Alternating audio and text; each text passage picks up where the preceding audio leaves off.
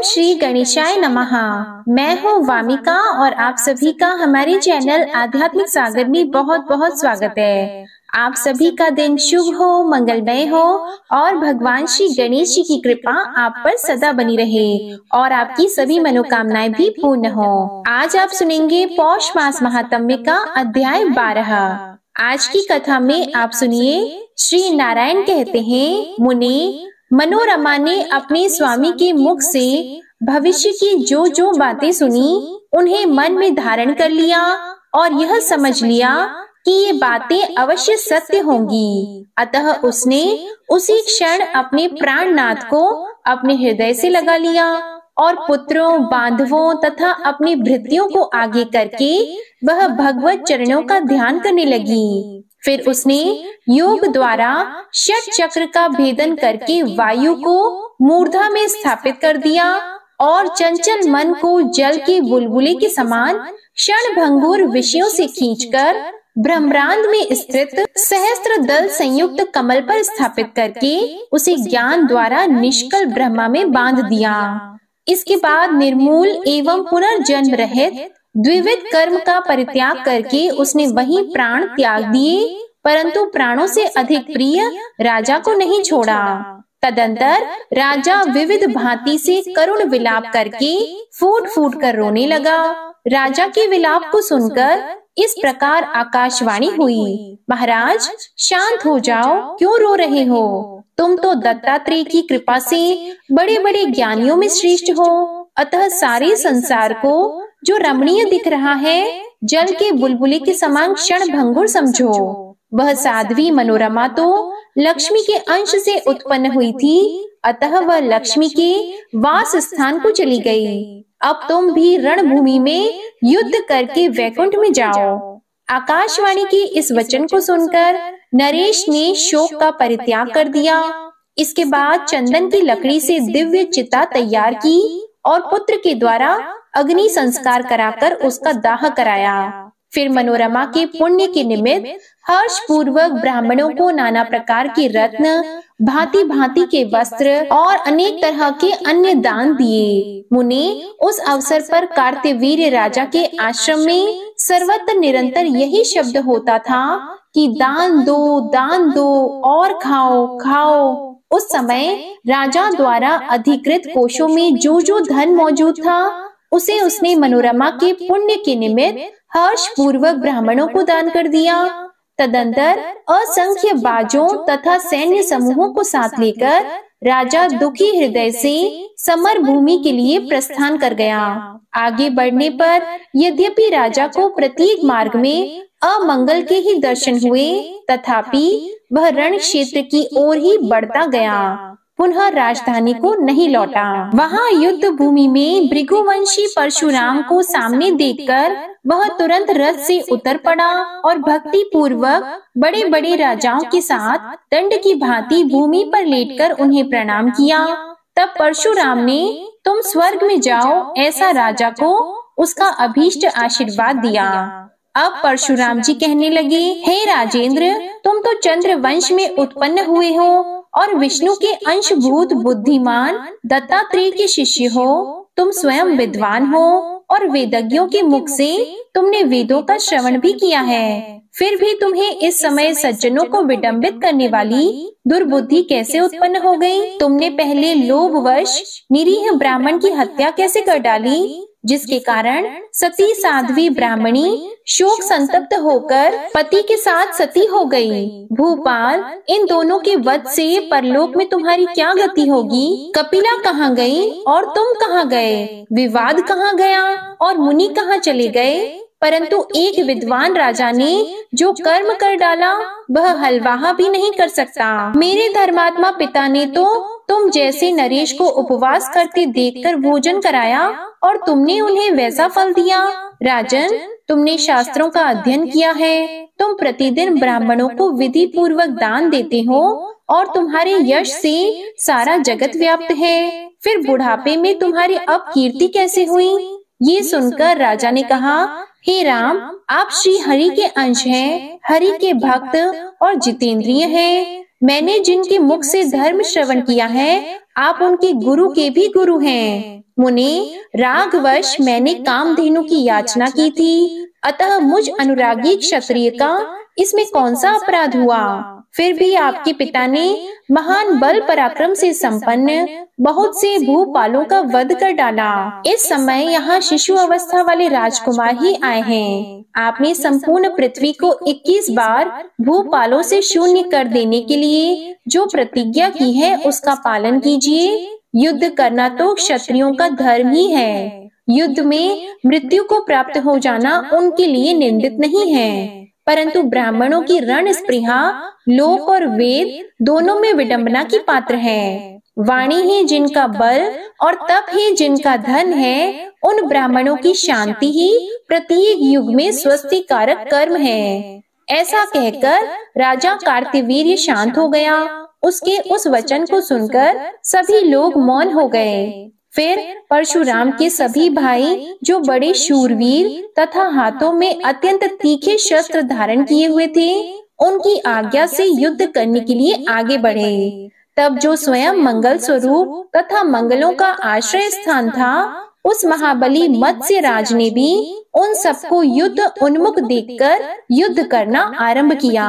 उस राजेंद्र ने बाणों का जाल बिछाकर उन सभी को रोक दिया। तब जमदग्नि के पुत्रों ने उस बाण समूह को छिन्न भिन्न कर दिया। मुने, राजा ने सैकड़ों सूर्यों के समान प्रकाशमान दिव्य अस्त्र चलाया, परंतु मुनियों ने माहेश्वर अस्त्र के द्वारा खेल ही खेल में उसे काट दिया।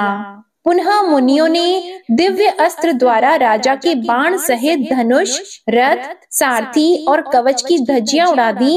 इस प्रकार राजा को शस्त्रहीन देखकर मुनियों को महान हर्ष हुआ।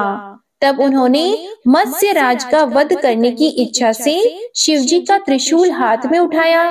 त्रिशूल चलाते समय आकाशवाणी हुई, विप्रवरों, शिवजी का यह त्रिशूल अमोघ है, इसे मत चलाओ, क्योंकि मत्स्य राज के गले में सर्वांगों की रक्षा करने वाला शिवजी का दिव्य कवच बंधा है, जिसे पूर्व काल में दुर्वासा ने दिया था।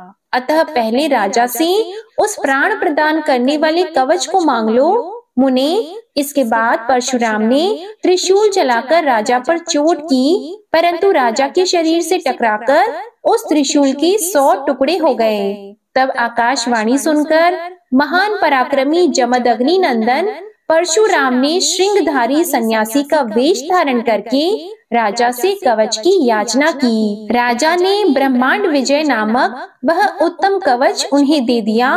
उस कवच को लेकर परशुराम ने पुनः त्रिशूल से ही प्रहार किया। उसके आघात से मत्स्य राज, जो चंद्र वंश में उत्पन्न गुणवान और महाबली था, जिसके मुख की कांति सैकड़ों चंद्रमाओं के समान थी, वह भूतल पर गिर पड़ा। नारद, युद्ध में मत्स्य राज के गिर जाने पर महाराज कार्तवीर्य के भेजे हुए बृहद्वल, सोमदत्त, विदर्भ, मिथिलेश्वर, मगध अधिपति एवं कान्यकुब्ज, सौराष्ट्र, वारेंद्र आदि के सैकड़ों राजा 12 अक्षौहिणी सेना के साथ आए, परंतु परशुराम जी ने सबको रणभूमि में सुला दिया। यह देखकर 1 लाख नरपतियों के साथ 12 अक्षौहिणी सेना लेकर राजा सुचंद्र रण स्थल में आए।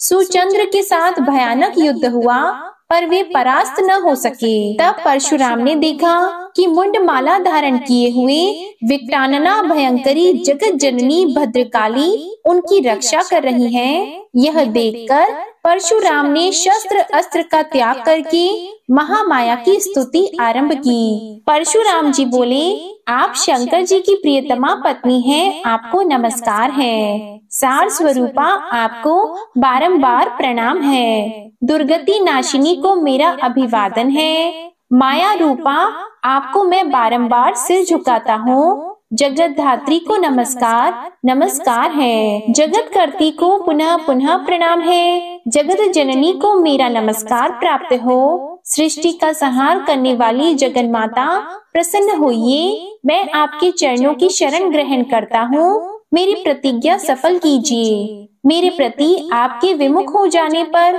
कौन मेरी रक्षा कर सकता है? भक्त वत्सले शुभे, आप मुझ भक्त पर कृपा कीजिए। सुमुखी, पहले शिवलोक में आप लोगों ने मुझे जो वरदान दिया था, उस वर को आपको सफल करना चाहिए। परशुराम जी के द्वारा की गई इस स्तुति को सुनकर अंबिका का मन प्रसन्न हो गया और भय मत करो ऐसा कहकर वे वहीं अंतर्ध्यान हो गईं। जो मनुष्य भक्ति पूर्वक इस परशुराम कृत स्तोत्र का पाठ करता है, वह अनायास ही महान भय से छूट जाता है। वह त्रिलोकी में पूज्य, त्रैलोक्य विजयी, ज्ञानियों में श्रेष्ठ और शत्रु पक्ष का विमर्दन करने वाला हो जाता है। इसी बीच ब्रह्मा जी धर्मात्माओं में श्रेष्ठ भृगुवंशी परशुराम के पास आकर उनसे उस रहस्य का वर्णन करने लगे। ब्रह्मा जी बोले, महाभाग राम, अपनी प्रतिज्ञा सफल करने के लिए पहले तुम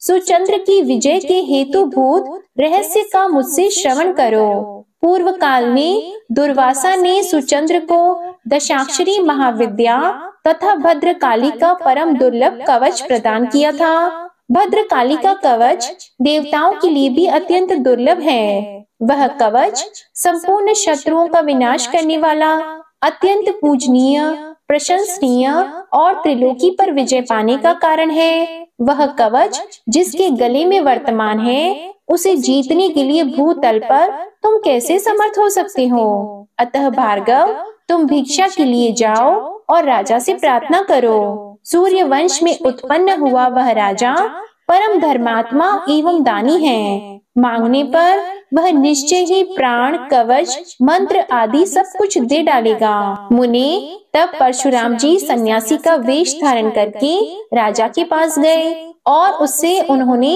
मंत्र तथा परम अद्भुत कवच की याचना की। तब राजा ने अत्यंत आदर पूर्वक उन्हें मंत्र और कवच दे दिया।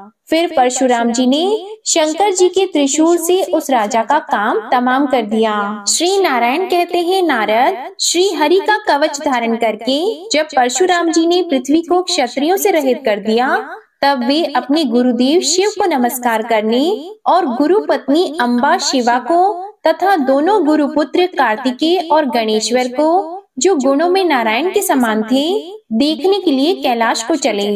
वे भृगुवंशी महात्मा मन के समान वेगशाली थे, अतः उसी क्षण कैलाश पर जा पहुँचे और वहां उन्होंने अत्यंत रमणीय परम मनोहर नगर देखा। उसे देखकर परशुराम जी का मन अत्यंत प्रसन्नता से खिल उठा। फिर सामने ही उन्हें शंकर जी का शोभाशाली रमणीय आश्रम दिख पड़ा। विश्वकर्मा ने बहुमूल्य सुनहली मणियों द्वारा उसकी रचना की थी। उसमें हीरे जड़े हुए थे और वह 15 योजन ऊंचा और 4 योजन विस्तृत था। नारद, परशुराम ने उस आश्रम के प्रधान द्वार के दाहिनी ओर वृषेंद्र को और बाईं ओर सिंह तथा नंदीश्वर, महाकाल, पिंगलाक्ष, विशालाक्ष, भयंकर काल भैरव, भूतों, प्रेतों, पिशाचों, ब्रह्म राक्षसों, बेतालों, यक्षों और किन्नरों को देखा। उन्हें देखकर भृगुनंदन ने उनके साथ वार्तालाप किया।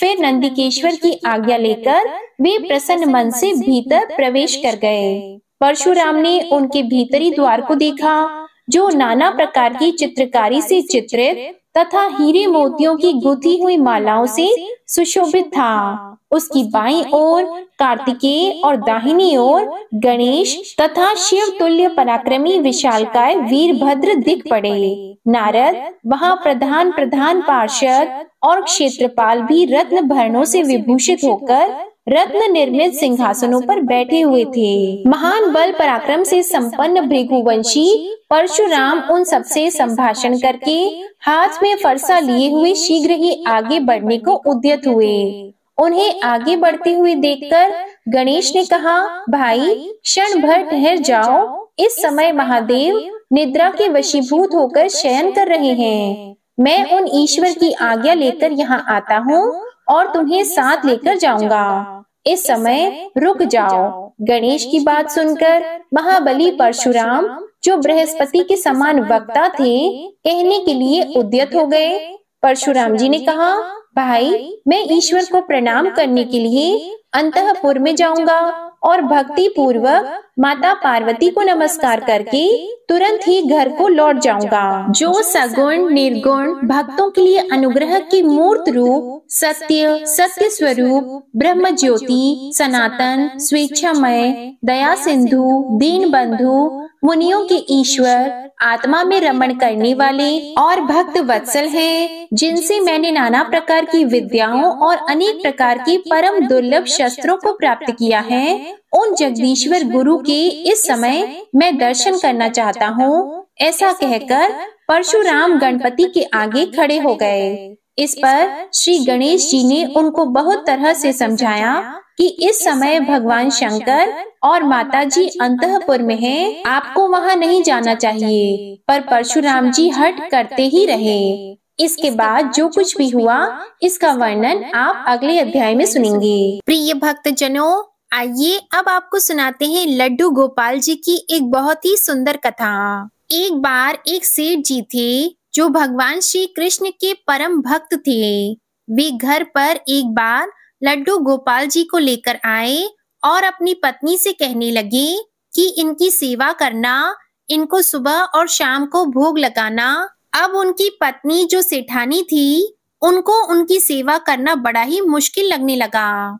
उनका यह मानना था कि मुझे बच्चों की देखभाल से ही समय नहीं मिलता, तो मैं ठाकुर जी की सेवा कैसे करूं? अब एक दिन उसने क्या किया कि अपने बंगले के बगीचे में मिट्टी खोदकर लड्डू गोपाल जी को दबा दिया और अपने पति से कह दिया कि लड्डू गोपाल जी तो चोरी हो गए। यह सुनकर सेठ जी को बड़ा ही दुख हुआ, लेकिन सेठ जी ने इसे लड्डू गोपाल जी की इच्छा मान लिया कि शायद यही प्रभु की इच्छा है।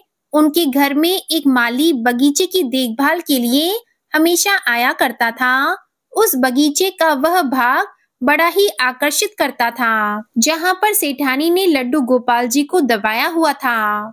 एक दिन उसका मन नहीं माना तो उसने उस जगह की खुदाई की जहाँ पर सेठानी ने लड्डू गोपाल जी को दबाया हुआ था, और वहां पर उसे लड्डू गोपाल जी मिल गए।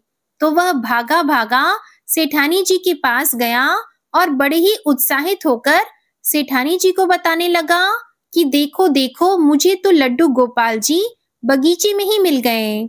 अब सेठानी ने उसी समय उसे नौकरी से निकाल दिया और कह दिया कि ले जाओ अपने लड्डू गोपाल जी को यहाँ से। और फिर सेठानी ने आस पड़ोस में भी यह बात फैला दी कि माली तो चोर हैं, इसलिए सबने उसे अपने घर से काम से निकाल दिया। अब सेठानी के मन में था कि कहीं माली बगीचे में से ठाकुर जी मिलने की बात उसके पति को ना बता दें, इसलिए उसने यह सारा षड्यंत्र रचा। अब माली तो मायूस होकर अपने घर चला गया और अपनी पत्नी को लड्डू गोपाल जी को सौंप दिया और रोने लगा। उसकी पत्नी ने कहा कि आप रो क्यों रहे हो? यह तो अच्छी बात है कि लड्डू गोपाल जी घर लेकर आए हो। माली ने फिर सारी बात अपनी पत्नी को बताई कि कैसे लड्डू गोपाल जी की मिलते ही उसकी नौकरी चली गई। इसके बाद पत्नी ने अपने पति को समझाया और कहा कि प्रभु पर विश्वास रखो, इसमें भी उन्होंने उसके लिए कुछ अच्छा ही सोचा होगा। अब इसके बाद माली की पत्नी ने ठाकुर जी को लड्डू गोपाल जी को साफ किया, उन्हें स्नान करवाया और उन्हें घर के मंदिर में स्थापित कर दिया। फिर उन्हें भोग लगाया और जो मिट्टी ठाकुर जी को साफ करने के बाद मिली थी, उसने अपने पति से पूछा कि इस मिट्टी का क्या करूं? तब माली ने कहा कि बाहर आंगन में इतनी सारी मिट्टी पड़ी है, उसी में इसे भी फेंक दो। पत्नी ने बाहर जो मिट्टी का ढेर पड़ा था, उसी के ऊपर उस मिट्टी को फेंक दिया। अब माली का 2 समय का गुजारा भी बड़ी मुश्किल से हो रहा था, क्योंकि उसके चोर होने की झूठी खबर की वजह से उसे सभी ने अपनी नौकरी से निकाल दिया था। एक दिन एक व्यक्ति उसके घर के बाहर से निकल रहा था। उसने उसके घर के बाहर पड़ी मिट्टी में बहुत सुंदर फूल खिले हुए देखे, तो उसने माली को बाहर बुलाया और उससे पूछा कि क्या तुम इन फूलों के बारे में जानते हो? तब माली ने कहा कि मैंने ये फूल यहाँ खिलने से पहले कभी नहीं देखे थे और मुझे तो इन फूलों के बारे में कुछ भी जानकारी नहीं।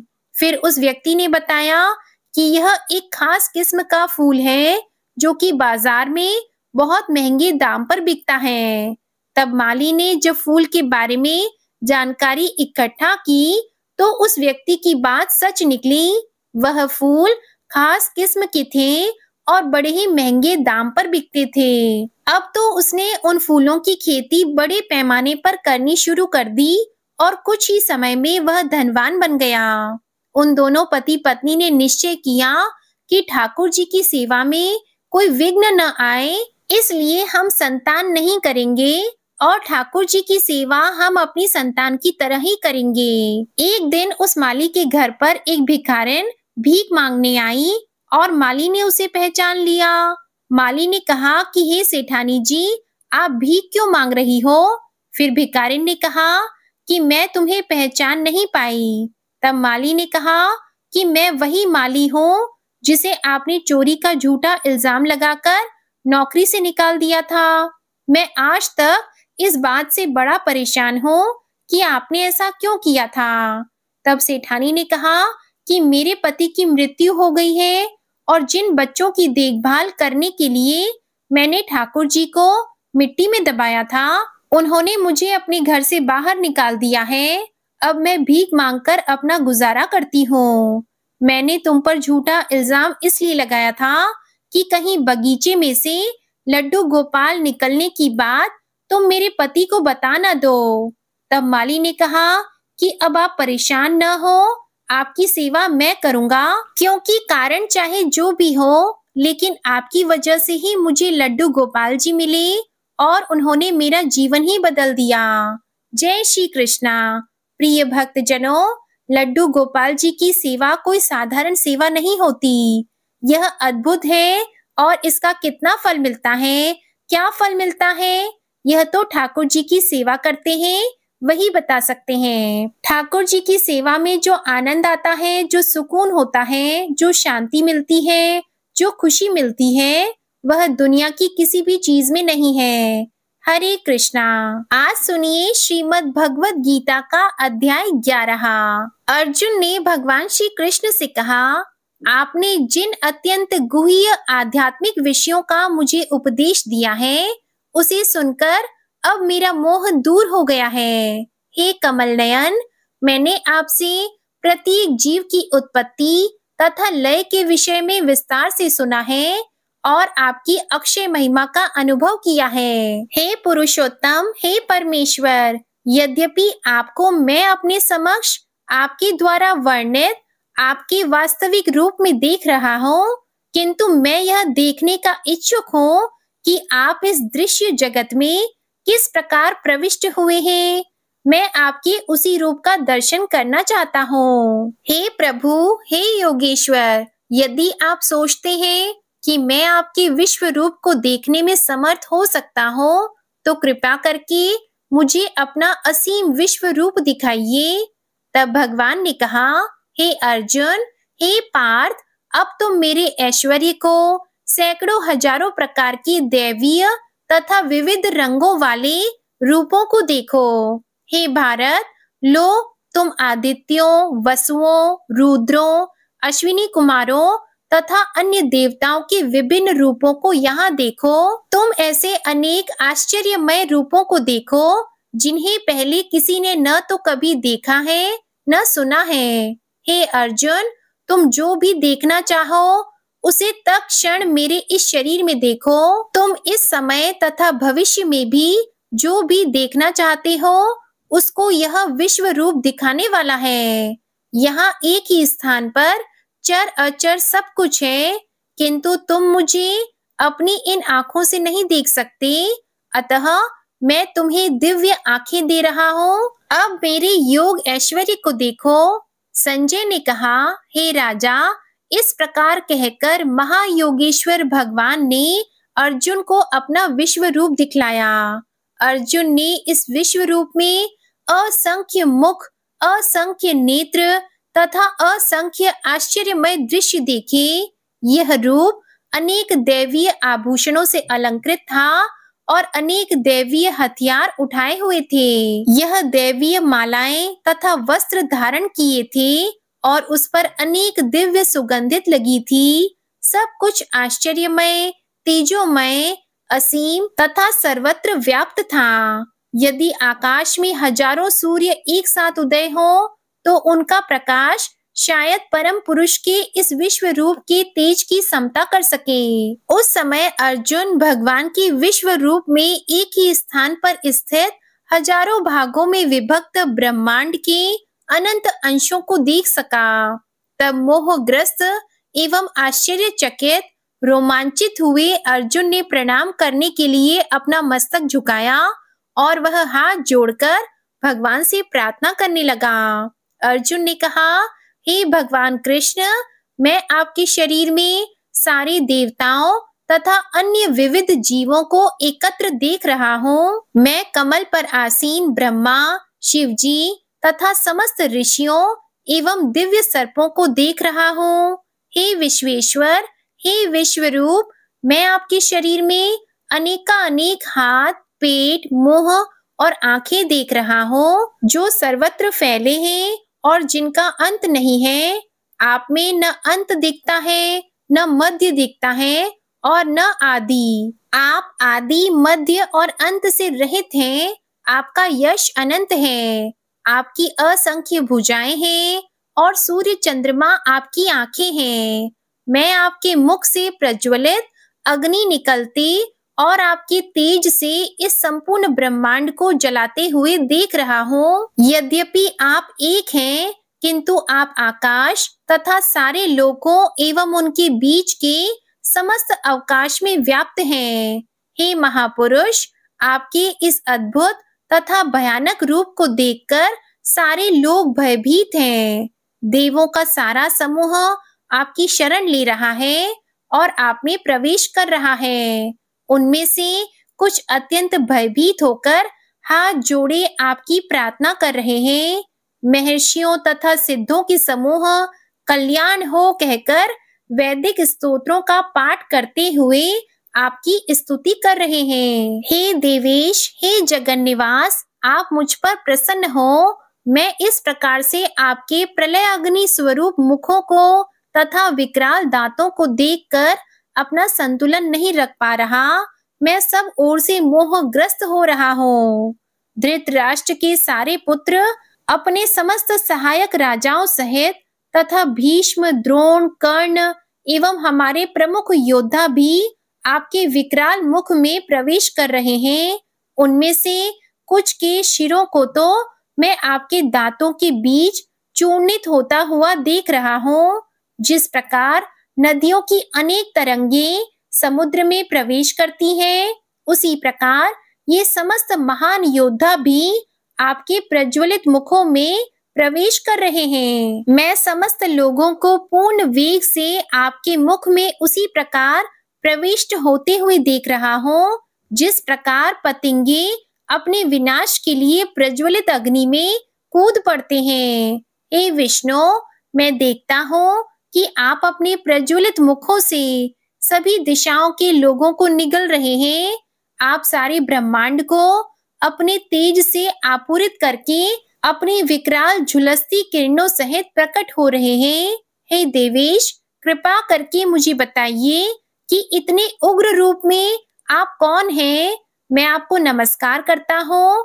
कृपा करके मुझ पर प्रसन्न हो। आप आदि भगवान हैं। मैं आपको जानना चाहता हूँ, क्योंकि मैं नहीं जान पा रहा हूँ कि आपका प्रयोजन क्या है। तब भगवान श्री कृष्ण ने कहा, समस्त जगतों को विनष्ट करने वाला काल मैं हूँ और यहाँ समस्त लोगों का विनाश करने के लिए आया हूँ। तुम्हारे पांडवों के सिवा दोनों पक्षों के सारे योद्धा मारे जाएंगे। अतः उठो, लड़ने के लिए तैयार हो जाओ और यश अर्जित करो। अपने शत्रुओं को जीतकर संपन्न राज्य का भोग करो। ये सब मेरे द्वारा पहले ही मारे जा चुके हैं। तुम तो युद्ध में केवल निमित्त मात्र हो सकते हो। द्रोण, भीष्म, कर्ण तथा अन्य महान योद्धा पहले ही मेरे द्वारा मारे जा चुके हैं। अतः उनका वध करो और तनिक भी विचलित न हो। तुम केवल युद्ध करो। युद्ध में तुम अपने शत्रुओं को परास्त करोगे। संजय ने धृतराष्ट्र से कहा, हे राजा, भगवान के मुख से इन वचनों को सुनकर कांपते हुए अर्जुन ने हाथ जोड़कर उन्हें बारंबार नमस्कार किया। फिर उसने भयभीत होकर अवरुद्ध स्वर में कृष्ण से इस प्रकार कहा। अर्जुन ने कहा, हे ऋषिकेश, आपके नाम के श्रवण से संसार हर्षित होता है और सभी लोग आपके प्रति अनुरक्त होते हैं। यद्यपि सिद्ध पुरुष आपको नमस्कार करते हैं, किंतु असुर गण भयभीत हैं और इधर उधर भाग रहे हैं। यह ठीक ही हुआ। हे महात्मा, आप ब्रह्मा से भी बढ़कर हैं, आप आदि सृष्टा हैं, तो फिर आपको सादर नमस्कार क्यों न करें। हे अनंत, हे जगन निवास, आप परम स्तोत्र, अक्षर, कारणों के कारण तथा इस भौतिक जगत के परे हैं। आप आदि देव, सनातन पुरुष तथा इस दृश्य जगत के परम आश्रय हैं। आप सब कुछ जानने वाले हैं और आप ही सब कुछ हैं जो जानने योग्य है। आप भौतिक गुणों से परे परम आश्रय हैं। हे अनंत रूप, यह संपूर्ण दृश्य जगत आपसे ही व्याप्त है। आप वायु हैं तथा परम नियंता हैं। आप अग्नि हैं, जल हैं तथा चंद्रमा हैं। आप आदि ब्रह्मा हैं और आप प्रपितामह हैं। अतः आपको 1000 बार नमस्कार है और पुनः नमस्कार है। आपको आगे पीछे तथा चारों ओर से नमस्कार है। हे असीम शक्ति, आप अनंत पराक्रम के स्वामी हैं। आप सर्वव्यापी हैं, अतः आप सब कुछ हैं। आपको अपना मित्र मानते हुए मैंने हठ पूर्वक आपको हे कृष्ण, हे यादव, हे सखा जैसे संबोधनों से पुकारा है, क्योंकि मैं आपकी महिमा को नहीं जानता था। मैंने मूर्खतावश या प्रेमवश जो कुछ भी किया है, कृपा उसके लिए मुझे क्षमा कर दे। यही नहीं, मैंने कई बार आराम करते समय, एक साथ लेटे हुए या साथ साथ खाते या बैठते हुए, कभी अकेले तो कभी अनेक मित्रों के सामने आपका अनादर किया है। हे अच्युत, मेरे इन समस्त अपराधों को क्षमा करें। आप इस चर तथा अचर संपूर्ण दृश्य जगत के जनक हैं। आप परम पूज्य महान आध्यात्मिक गुरु हैं। न तो कोई आपके तुल्य है, नहीं कोई आपके समान हो सकता है। हे अतुल शक्ति वाले प्रभु, भला तीनों लोकों में आपसे बढ़कर कोई कैसे हो सकता है। आप प्रत्येक जीव द्वारा पूजनीय भगवान हैं, अतः मैं गिरकर सादर आपको प्रणाम करता हूँ और आपकी कृपा की याचना करता हूँ। जिस प्रकार पिता अपने पुत्र की ढिठाई सहन करता है या प्रिय अपने प्रिय का अपराध सहन कर लेता है, उसी प्रकार आप कृपा करके मेरी त्रुटियों को सहन कर लें। पहले कभी न देखे गए आपके विराट रूप का दर्शन करके मैं पुलकित हो रहा हूँ, किंतु साथ ही मेरा मन भयभीत हो रहा है। अतः आप मुझ पर कृपा करें और हे देवेश, अपना पुरुषोत्तम भगवत स्वरूप पुनः दिखाएं। हे विराट रूप, मैं आपके मुकुटधारी चतुर्भुज रूप का दर्शन करना चाहता हूँ, जिसमें आप अपने चारों हाथों में शंख, चक्र, गदा तथा पद्मा धारण किए हुए हों। मैं उसी रूप को देखने की इच्छा करता हूँ। तब श्री भगवान ने कहा, हे अर्जुन, मैंने प्रसन्न होकर अपनी अंतरंगा शक्ति के बल पर तुम्हें इस संसार में अपने इस परम विश्व रूप का दर्शन कराया है। इसके पूर्व अन्य किसी ने इस असीम तथा तेजोमय आदि रूप को कभी नहीं देखा था। हे कुरुश्रेष्ठ, तुमसे पूर्व मेरे इस विश्व रूप को किसी ने नहीं देखा, क्योंकि मैं न तो वेद अध्ययन के द्वारा, न यज्ञ, दान, पुण्य या कठिन तपस्या के द्वारा इस रूप में इस संसार में देखा जा सकता हो। तुम मेरे भयानक रूप को देखकर अत्यंत विचलित एवं मोहित हो गए हो। अब इसे समाप्त करता हूँ। हे मेरे भक्त, तुम समस्त चिंताओं से पुनः मुक्त हो जाओ। तुम शांत चित्त से अब अपना इच्छित रूप देख सकते हो। संजय ने धृतराष्ट्र से कहा।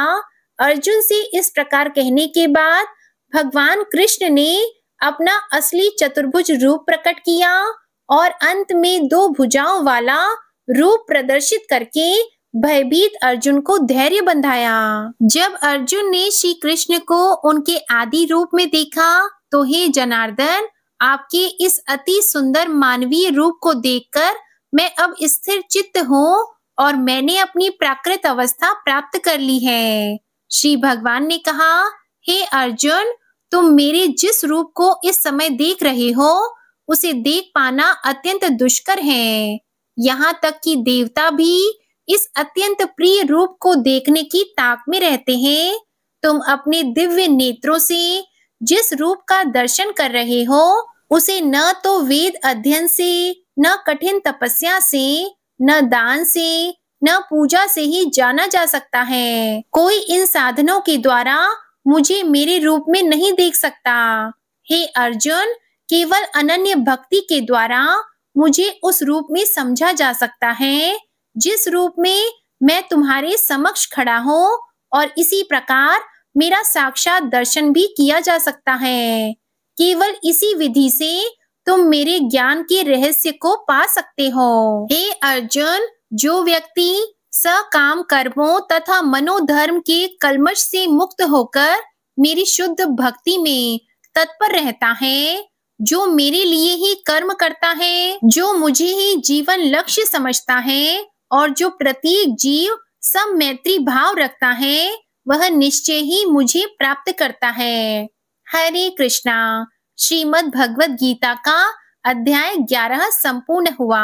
प्रिय श्रोताओं, आइए अब गजेंद्र मोक्ष स्तोत्र का पाठ करते हैं। इस माह में गजेंद्र मोक्ष स्तोत्र पढ़ने मात्र से जहाँ सभी प्रकार के ऋण कर्ज से मुक्ति मिलती है, वहीं 10 दिशाओं से शुभ फल दिलाने में भी सक्षम है। इस स्तोत्र का जाप करने से जीवन में किसी भी प्रकार की परेशानी से मुक्ति मिल जाती है। इस स्तोत्र में हाथी और मगरमच्छ के साथ हुए युद्ध का वर्णन किया गया है, और गजेंद्र जब युद्ध से हार जाता है तो भगवान श्री हरि विष्णु का ध्यान करके उनकी स्तुति करता है, और उस स्तुति से प्रसन्न होकर भगवान श्री हरि विष्णु आते हैं और उसे मोक्ष प्रदान करते हैं। प्रिय भक्तजनों, इस पाठ को करते समय अगर हम अपने मन में यह भावना रखें कि हे श्री हरि विष्णु जी, हे मेरे प्रभु, जिस प्रकार से आपने गजेंद्र को उसकी परेशानी से बाहर निकाला, उसी प्रकार से हमें भी हमारी परेशानियों से बाहर निकालिए, तो मानिए निश्चित ही भगवान श्री हरि विष्णु हमारी मदद के लिए स्वयं आते हैं।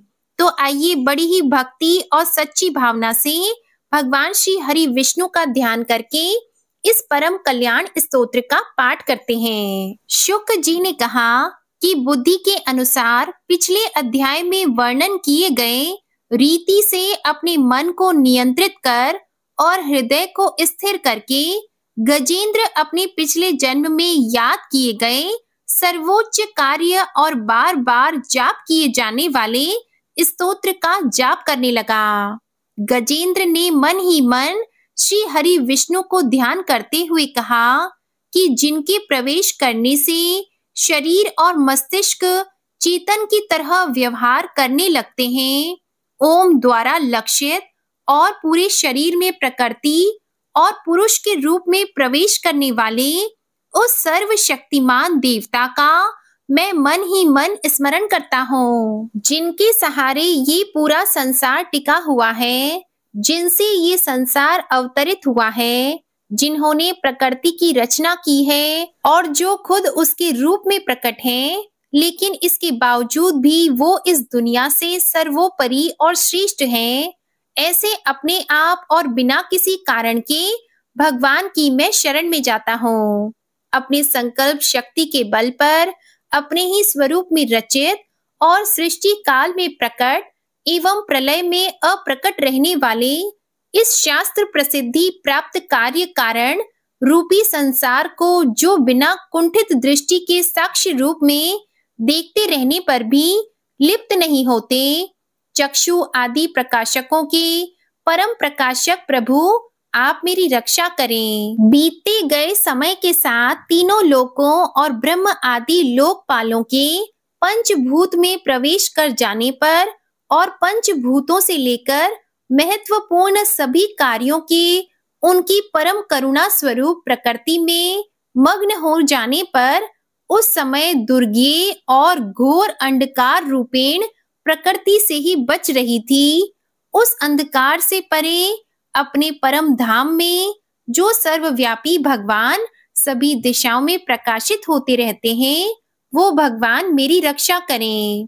विभिन्न नाट्य रूपों में अभिनय करने वाले और उस अभिनेता के वास्तविक स्वरूप को जिस प्रकार से साधारण लोग भी नहीं पहचान पाते, उसी तरह से सत्व प्रधान देवता और महर्षि भी जिनके स्वरूप को नहीं जान पाते, ऐसे में कोई साधारण प्राणी उनका वर्णन कैसे कर सकता है। ऐसे दुर्गम चरित्र वाले भगवान मेरी रक्षा करें। अनेकों शक्ति से मुक्त सभी प्राणियों को आत्मबुद्धि प्रदान करने वाले, सबके बिना कारण हेत और अतिशय साधु स्वभाव ऋषि मुनि जन, जिनके परम स्वरूप को देखने की इच्छा के साथ वन में रहकर अखंड ब्रह्मचर्य तमाम अलौकिक व्रतों को नियमों के अनुसार पालन करते हैं, ऐसे प्रभु ही मेरी गति है।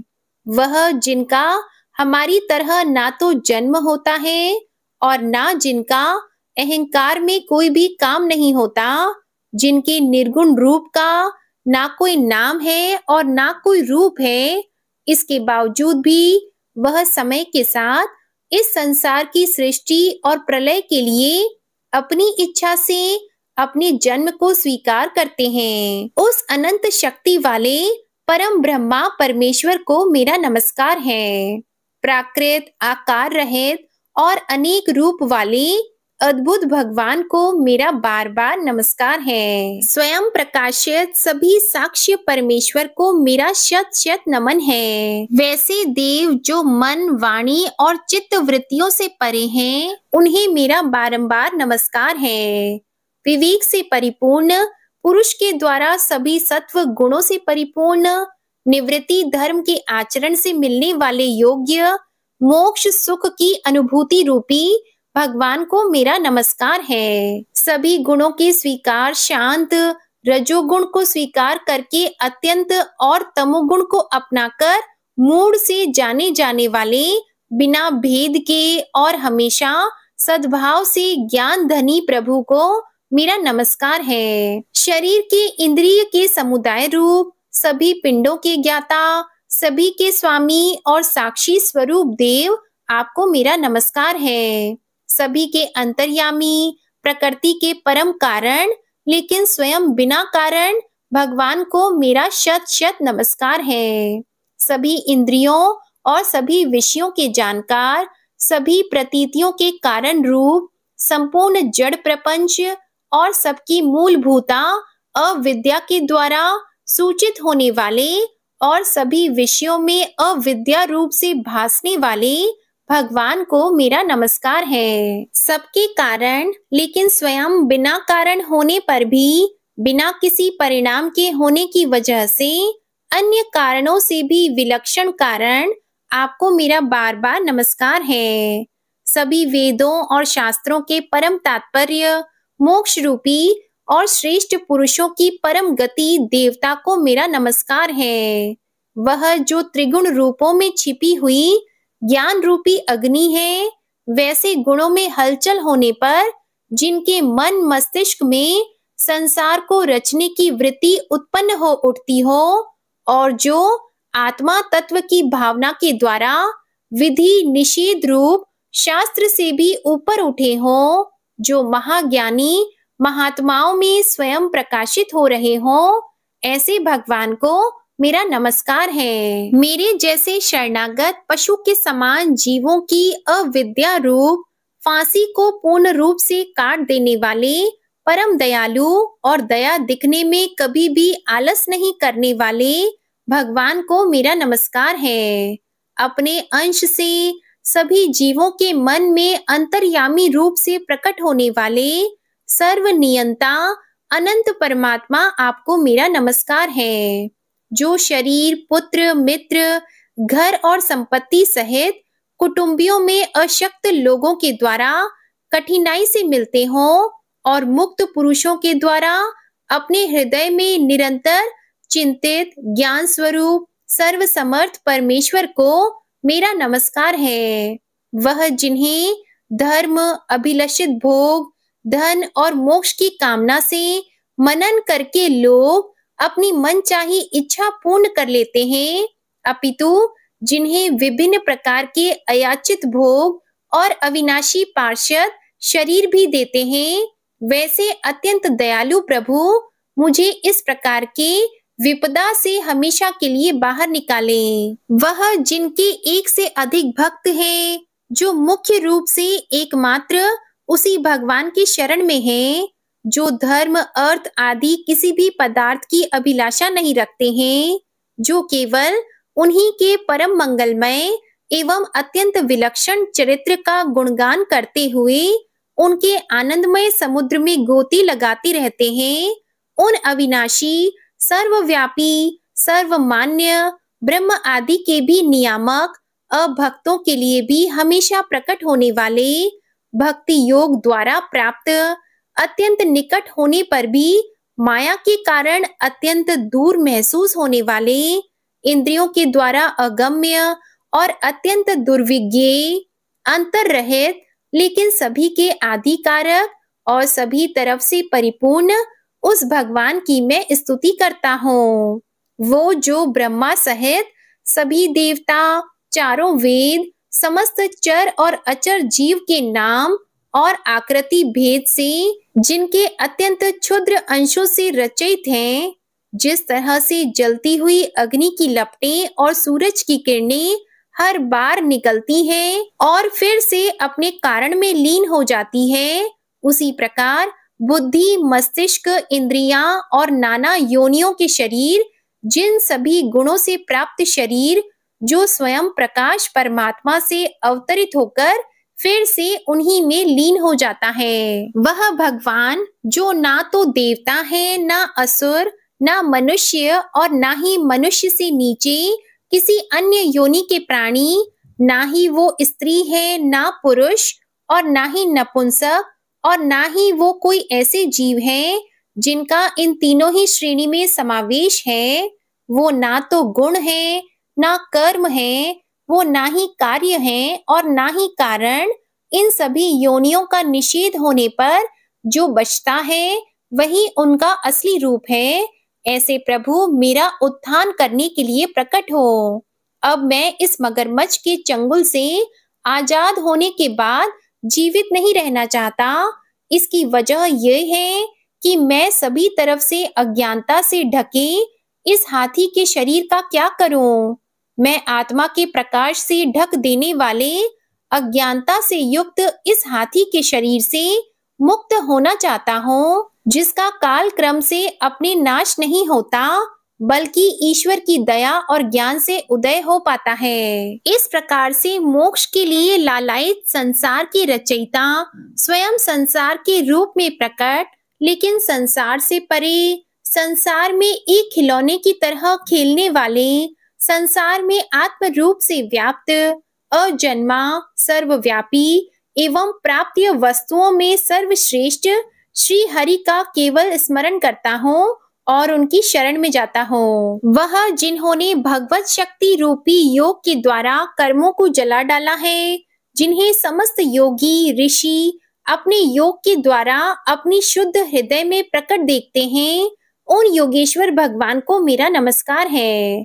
वह जिनके तिगुणे शक्तियों का राग, रूप, वेग और असहाय है, जो सभी इंद्रियों के विषय रूप में मौजूद हैं, वह जिनकी इंद्रियां समस्त विषयों में ही बसी रहती हैं, ऐसे लोग जिनको मार्ग मिलना भी असंभव नहीं है, वैसे शरणागत एवं अपार शक्तिशाली वाले भगवान आपको मेरा नमस्कार है। वह जिनकी अविद्या नाम के शक्ति के कार्य रूप से ढके हुए हैं, वह जिनके रूप को जीव समझ नहीं पाते, ऐसे अपार महिमा वाले भगवान की मैं शरण लेता हूँ। श्री शुकदेव जी कहते हैं कि वह जिसने पूर्व प्रकार से भगवान के भेद रहित सभी निराकार रूप का वर्णन किया था, उस गजराज के करीब जब ब्रह्मा जी साथ में अन्य कोई देवता नहीं आए जो अपने विभिन्न प्रकार के विशेष विग्रह को ही अपना रूप मानते हैं, ऐसे में साक्षात विष्णु जी जो सभी के आत्मा होने के कारण सभी देवताओं के रूप हैं, तब वहां प्रकट हुए। गजराज को इस प्रकार से दुखी देखकर और उसके पढ़े गए स्तुति को सुनकर चक्रधारी प्रभु इच्छा अनुसार वेग वाले गरुड़ की पीठ पर सवार होकर सभी देवों के साथ उस स्थान पर पहुंचे जहां वह गज था। सरोवर के अंदर महाबलशाली मगरमच्छ द्वारा जकड़े और दुखी उस हाथी ने आसमान में गरुड़ की पीठ पर बैठे और हाथों में चक्र लिए भगवान विष्णु को आते हुए जब देखा तो वह अपनी सूंड में पहले से ही उनकी पूजा के लिए रखे कमल के फूल को श्री हरि पर बरसाते हुए कहने लगा, सर्व पूज्य भगवान श्री हरि आपको मेरा प्रणाम, सर्व पूज्य भगवान श्री हरि आपको मेरा नमस्कार। लाचार हाथी को देखकर श्री हरि विष्णु गरुड़ से नीचे उतरकर सरोवर में उतर आए और बेहद दुखी होकर ग्राह सहित उस गज को तुरंत ही सरोवर से बाहर निकाल आए और देखते ही देखते अपने चक्र से मगरमच्छ के गर्दन को काट दिए और हाथी को उस पीड़ा से बाहर निकाल लिया। प्रिय भक्तजनों, इस प्रकार गजेंद्र मोक्ष स्तोत्र संपूर्ण हुआ। प्रेम से बोलिए भगवान श्री हरि विष्णु जी की जय। जय माता लक्ष्मी जी, जय हो नारायण भगवान की। आज की कथा पसंद आए तो वीडियो को लाइक करके चैनल को जरूर सब्सक्राइब कीजिएगा और कमेंट में श्री लक्ष्मी नारायण भगवान जी की जय भी जरूर लिखिएगा। इसी के साथ आज आप हमारे चैनल पर सफला एकादशी व्रत के पारण की कथा और संतोषी माता की व्रत कथा भी जरूर सुनिएगा। प्रेम से बोलिए भगवान श्री लक्ष्मी नारायण जी की जय।